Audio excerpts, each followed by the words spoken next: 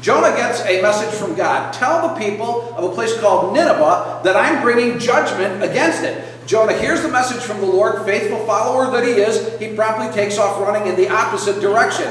The Bible literally says he goes in the opposite. There's Nineveh. He goes in the opposite direction. We call this disobedience. Jonah gets on a boat. It's sailing for a place called Tarshish.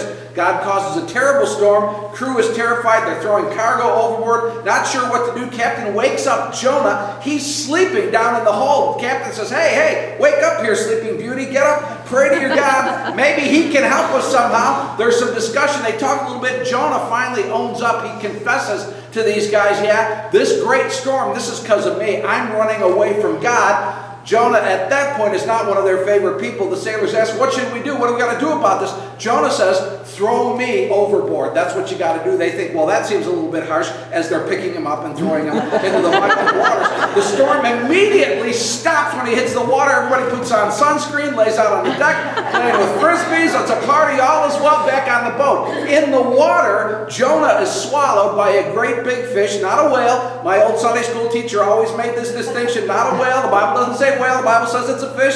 So Jonah is inside this big, huge fish, and he thinks, this would probably be a great time to enter into a season of prayer. At least he figured that much out. Jonah tells God he's going to get straightened out. I'm sorry, God tells him in chapter 2, verse 9, I will fulfill all my vows. The whale gets a very bad case of indigestion, spits him out, not a whale, it's a fish. After 3 days, 3 nights inside the fish. I won't describe that further because it's kind of gross in a gastrointestinal type of way. God speaks to Jonah again.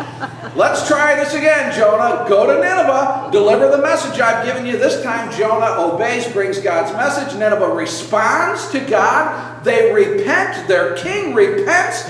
God does not carry out the destruction that had been threatened. It's a wonderful, happy ending. Everybody is joyful except Jonah.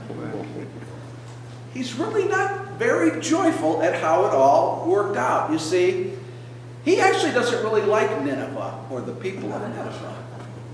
But we'll talk about that a little bit more in just a few moments.